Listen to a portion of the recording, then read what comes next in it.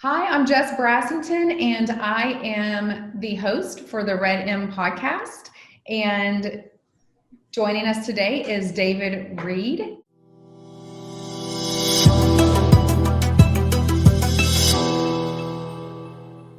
Welcome, David. How are you? Doing good. How are you doing, Jessica? I'm doing great. Thank you.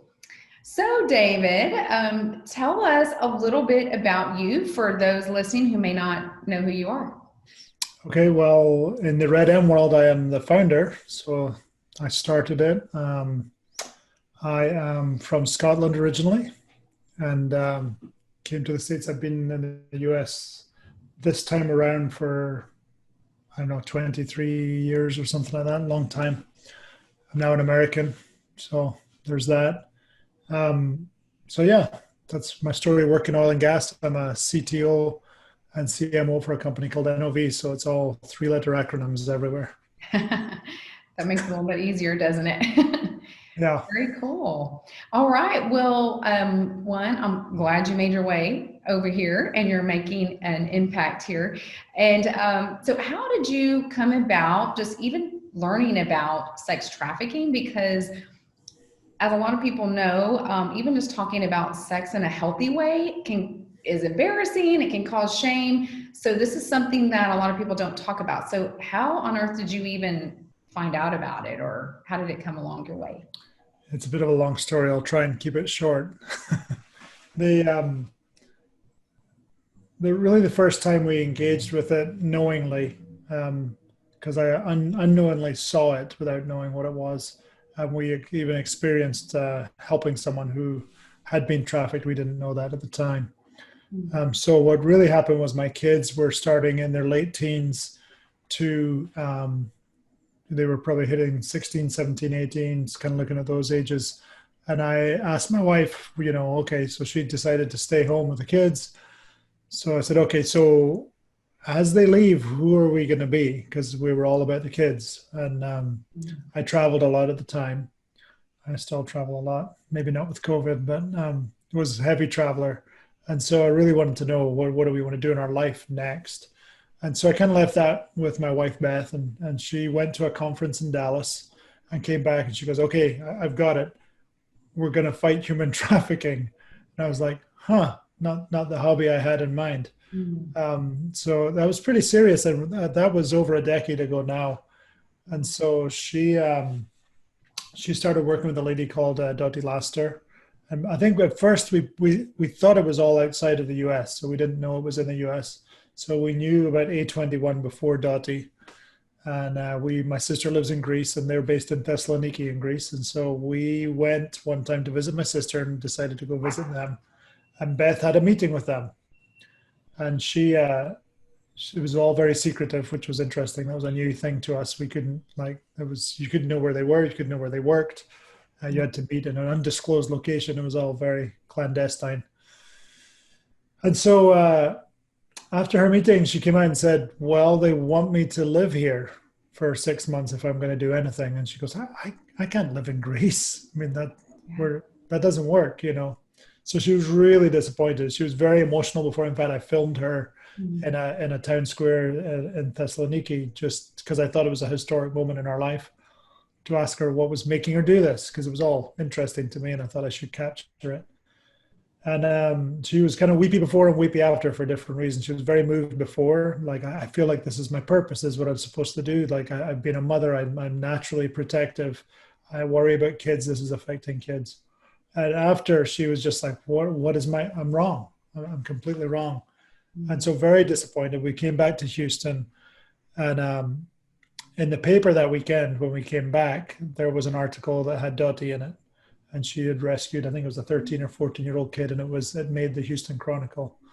And so she was, look at this, it happened here. So let me go find that person. So she trained under Dottie and did some undercover work, just trying to work out what was happening in Houston, because cases weren't coming up when we knew they existed. And then she did some case work with people Dottie was working with. And we went through that. And in that process, there was one particular case where she got to actually, this is someone who'd been sex trafficked and there had been crime involved. And so she was going through the courts, and Beth went along with her, and she had to do some jail time, and so Beth would work with her in jail. And at the end of that process, she went through a new recovery house called Redeemed. And so that kind of is that connection. And so once we got to know Redeemed, I started to get nervous when this person came into town. Actually, they were based in Oakland.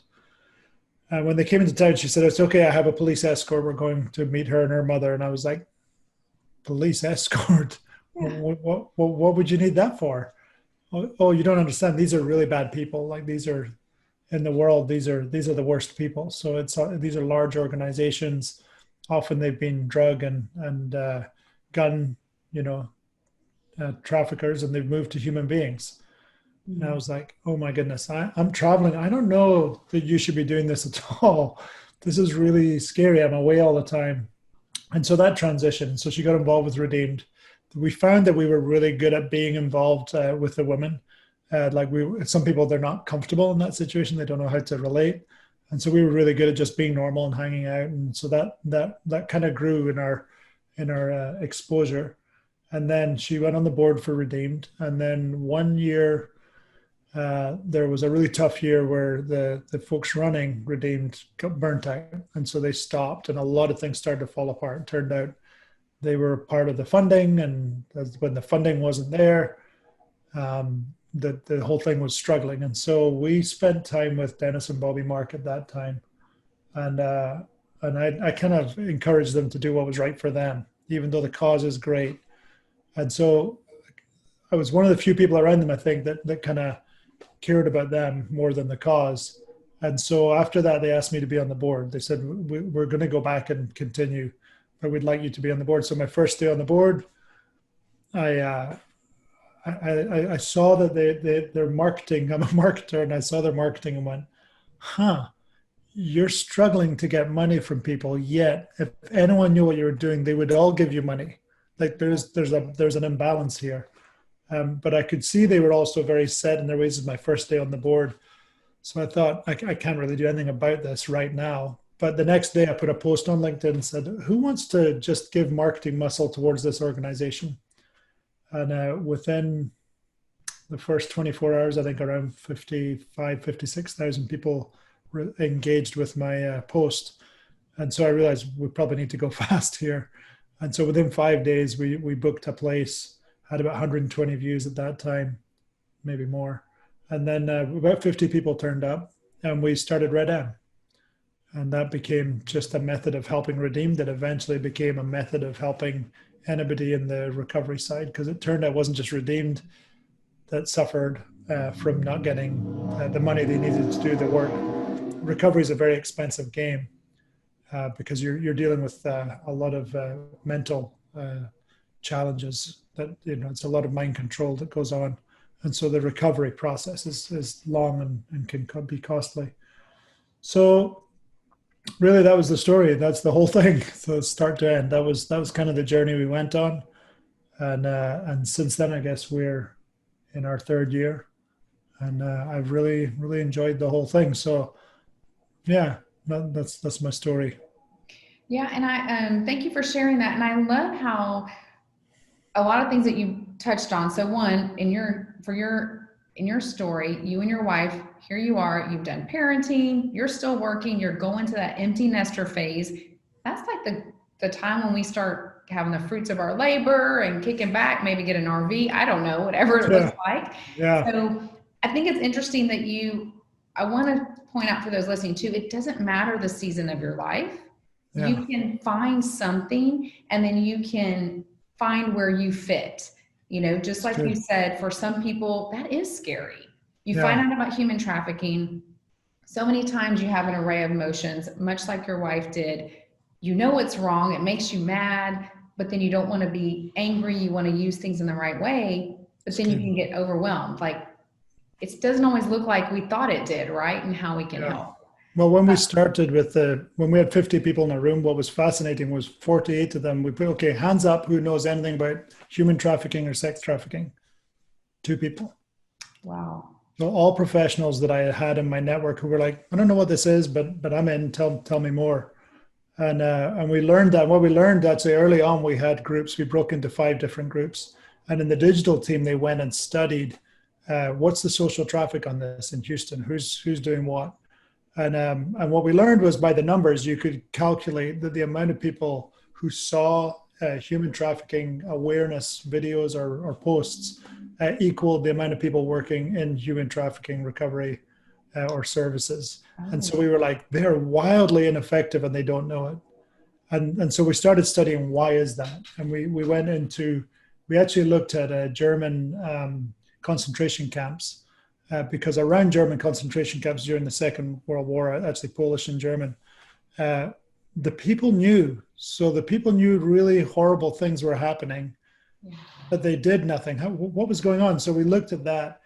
And what we learned was there was a particular case of one of the camps where the local town built shutters for their windows. And so they didn't have them before. They built them so that at night they wouldn't see the fires because they knew what was happening. And so this human behavior of self-protection when you're dealing with something really scary and big is very real. And so we realized from a marketing standpoint, if we're going to get people to understand trafficking, we're going to have to take the horror out of this thing. Even though it's horrible, we're going to have to find a way to socialize the conversation. Yes. And because I mean, the one thing you learn early, and it happens to most people who work in this space, you learn the numbers, then you go to a dinner and you can't help but tell everyone because you're passionate, and suddenly no one wants to hang out with you. The dinner conversation dies.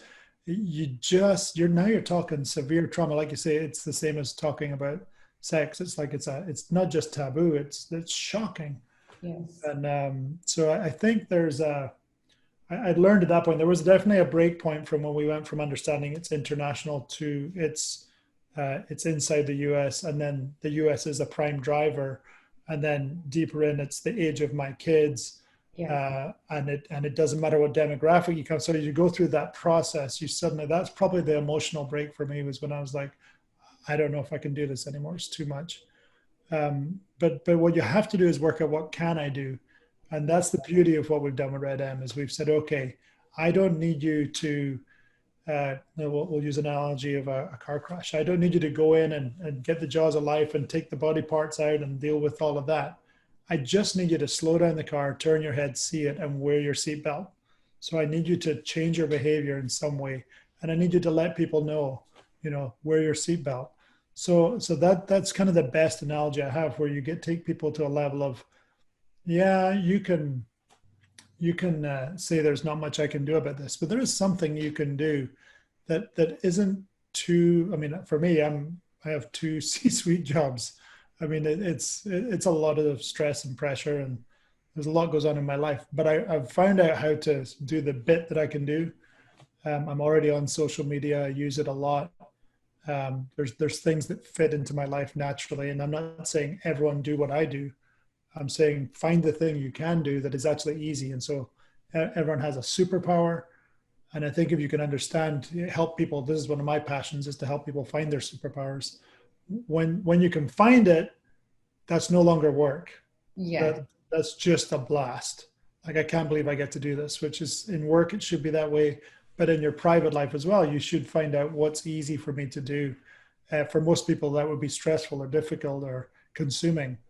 And so that's been one of the things we've been learning is how to help people be self-aware, which you wouldn't think. You think we're just trying to get help, but we're really trying to grow people fundamentally. And so RedM serves, but at the same time as it serves, it helps people to develop their talents, develop their self-awareness.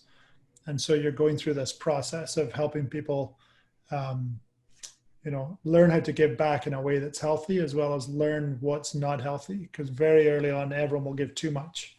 They'll sign up for too much. They'll suddenly they've got no time to themselves, and they're not very well balanced. And so we've been trying to learn how to work people through that process of what's the right amount of give, and what's the thing that compels you. So we all compel to overwork.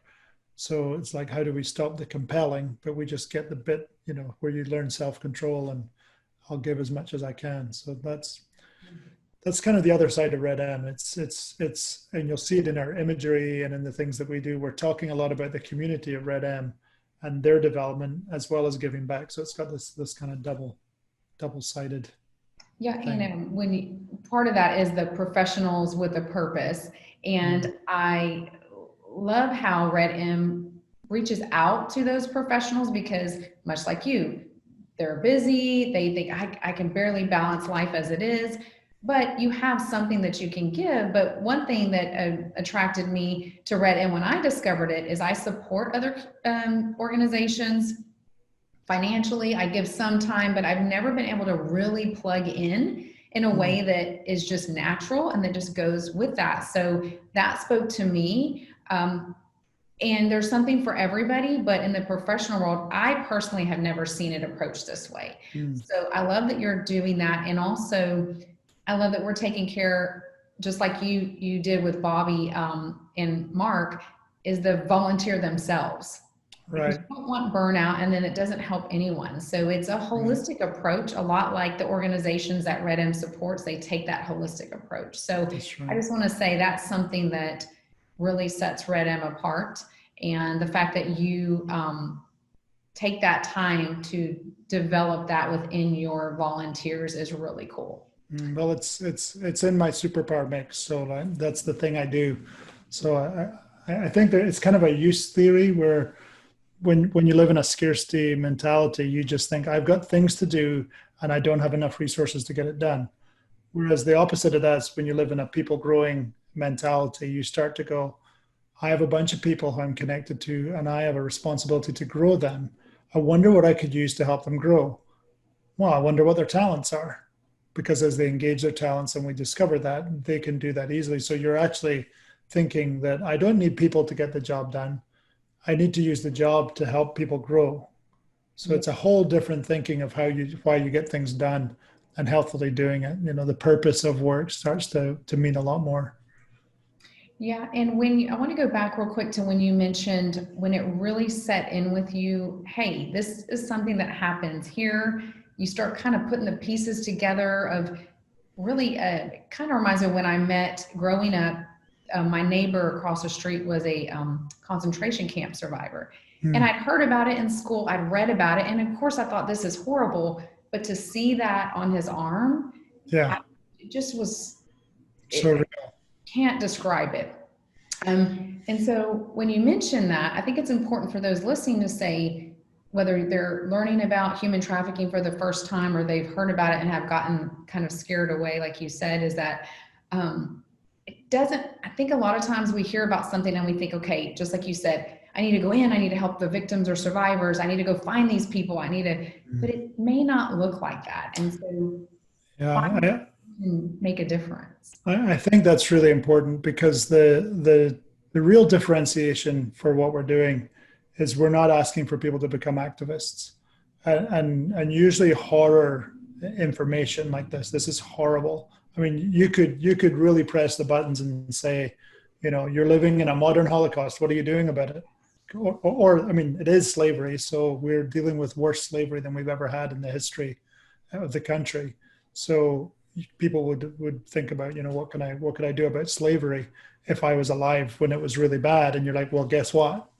We do it. So you can press those buttons, but it really doesn't help because you have to look back, and when these atrocities happened before, human beings still protected themselves more than they did others.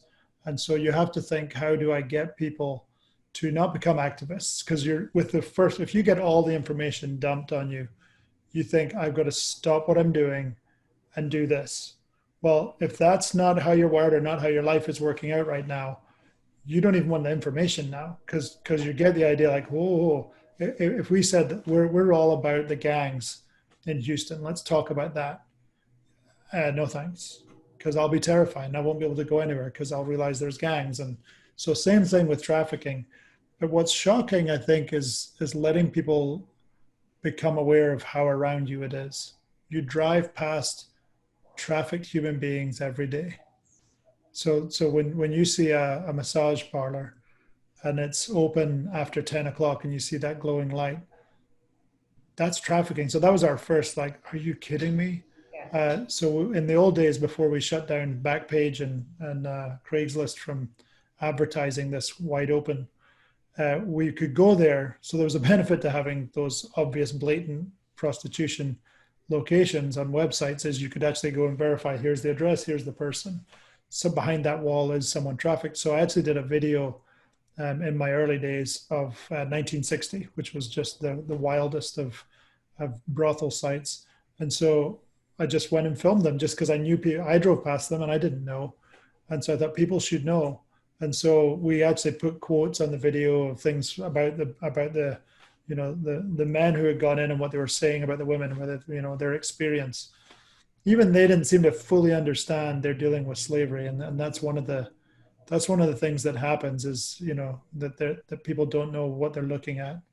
Even the people who are whatever position people have on. I think prostitution's always been there. It's okay.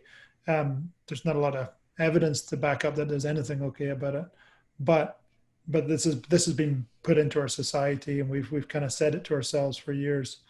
But it's really an awakening that once you know it, you can't unknow it. Once you go into a low cost restaurant to get a buffet and there's cameras and someone at the door who looks scary, these people aren't getting paid. They're not even supposed to be here. And when you learn that stuff, you can't unlearn it. So people say, hey, you want to go to one of these places? I'm like, no. And it's a chance to talk about it. And in my industry, in oil and gas, and I think a lot of industries, there's been use of prostitution. And that's what I mean about I didn't originally know what I was seeing. But around the world, you start to know, oh, because men on their own will talk about it like it's normal. And so I've been able to learn. Once again, you can choose to do what you want with your life. I am not responsible for you, but I do have some information. And I want you to know, here's the age, here's what's happening to them, the stories that when you deal with anybody in any kind of sexual oriented business, they are being forced or driven or coerced to tell you a story, to sell you a fantasy, and you would be shocked to know the truth. So I've learned how to do that in business, how to tell people, this is really what's going on. I'm like, I don't care what you've done. I'm not here to judge you. I'm here to give you information and hope that you stop whatever you're doing. And so that's been a learned behavior over time, how to have conversations with people because people are using prostitutes. The numbers are high. Houston, I think it was Dennis did an early study for Not for Sale with David Batstone, and he was working for them originally. He did a study of amount of illicit massage parlors in Houston, and of course I think they tripled the number of Starbucks. So it tells you we've got another problem to deal with, but that behind that is trafficking. So yeah, there's a lot of shocking stuff. It's hard for me not to. We shouldn't talk all the details for everyone, but I think it's important to know. And I remember when I first came about that I have three daughters, and so then of course I think of and it can be sons and daughters, men and women, but you can't help but not look at your daughters. I have two teens and a preteen now. But when I first discovered it, housewife, living in a suburb, we go and get our nails done. I went to there was a foot massage place that came, and I remember my aunt telling me, this place is so inexpensive. And then as kind of an entrepreneur, I thought, oh, that's interesting. I thought maybe it's an opening special. And I remember speaking to the guy at the front, and same thing. It's like the stuff's blocked off in the back, and you don't think of it because in your mind you're like, why would you even think that? But I remember asking why it was so cheap, and he said, we have other locations, it's the same amount. And you just start seeing things that don't add up, but in your head you don't think that person is a slave. And that was my first exposure, but then you get mad, and then you start seeing it and you're like, why isn't anything being done? No, my wife used to grab police all the time. I remember being in a gas station. Oh, there's one, because we just passed an open massage parlor. Do you know what's happening there? So we've had to do a lot of work with educating the police. At first, when she was doing undercover work, we're like, something's wrong. And someone's either getting paid off or something's wrong. And as we dug into it, we learned, we know what's wrong. 5,000 police. That's what's wrong. Yes, it's a crime. As long as we're not making a noise about it, it's not on their list to deal with. And so that's where you'll see other people in the summit that we're doing who will talk more about, making sure we're doing something that government feels the pressure of, this isn't okay for us. Yeah, and so that's when I discovered it, and the same that kind of led me down that journey. I went through all similar emotions, and I did what I could at the season in life that I was in. You know, Yeah, homeschooling, three little girls, but I did something, and just that's why I want to encourage if you're watching or listening, don't feel guilty for not being able to do whatever it is in your mind you think you should do. yeah, Do what you can do at this season in life, and you are making an impact. No matter how small the effort, like we say at RedM. yeah, So, I will say that there's a theory we use for that, and we call it "What's in your pockets," and it's all that matters. Because in working with nonprofits for a long time, they always like have scarcity mentality. You're like, well, what have you got? yeah, Sometimes it's network. Sometimes it doesn't matter who you are. You have something in your pockets, and you have to give from that. And it's not about I wish I could do more. Well, you can't. You've got your life to lead, but there's always something you can do. So I think you're right. That whole do something. One of our videos of one of the volunteer videos we did. It was a single mom, and we had a photo shoot that we were going to go to a recovery home, and we went. We obviously couldn't take pictures of the women in there, and so we asked some people to model, and she modeled that day. She's a busy working single mom, but her video is great because she's like, I got to do that. I got to be a part of it. I got to do something, and it was pretty simple work, but there's always something that you can do. and I think too, David. Sometimes I know I've gotten better at this as I've aged and just learned more about life and things. Is that a lot of times we get discouraged if we don't see, kind of those fruits of our labor, right? But we have to Mhm. remember we're planting seeds along the way, no Yeah, matter how big or small. And just because we don't see it doesn't mean the impact's not there. And yeah. I've had to work on that. But it does help. We may not see that impact, but it is contributing in some way. So It's really why the community works, right? So if you're around a lot of people who are all giving a bit, eventually you get to see things happen. If you do it on your own, like you were doing, you really don't see anything. But now, I mean, here we are. We've watched Redeemed go from a couple having someone in their house to having a few people to starting an organization to handling 4 people to going to 8 people. When most people who do this get a ton of money, start something, and then it collapses yeah, because it's a new science, it's a new brain science, it's a new understanding. In fact, the brain challenge is very similar to what happened to people in concentration camps, which seems to be the theme. But they also had this dehumanization process, and so the recovery of the brain is a whole science in itself. It's like having an IC unit for a year, just to really get people back on the path of thinking like a healthy, balanced human again. yeah, So yeah, it's but we're making that happen. I mean, when we started, you didn't see a thing about Houston and trafficking. yeah, It was like weird how because we saw it yet never made the press, never anything. Today we've all heard something, mhm, and that's because we all did a little bit. And I think that's the beauty of it is moving. So it's here we are having a summit with it's going to be really exciting to see all these voices and all these people who've done something, and you don't have to be them, but there's small things you can do that just lights their day up. yeah. So Yeah, that's awesome. That's coming up. And then, okay, well, let us know for those who are not familiar with RedM, how can we find out more information? Where can they go to connect and get plugged in? okay, generally on social media, if you look up RedM or RedM the movement, you can find us. We have a joinredm.com website. And if you scroll to the bottom of that, you can plug in, hey, I'd like to start taking steps towards helping. I think I might have something to give, and there's kind of an assessment process. And then, or I'm an organization that really needs the help of these kind of professionals. And then we'll have some engagement there where we'll look at, does it fit the kind of things that we're doing? So generally we're targeting recovery because everything else seems to be getting some help, but recovery seems to be the hard area. So generally that's what we're looking at. Yeah, like you mentioned a lot of times, that's the beginning of that journey. It's not the end, and That's it's right. a lifelong process. Yeah. So, well, thank you so much, David, for sharing that with us. And I'm really looking forward to the RedM Summit.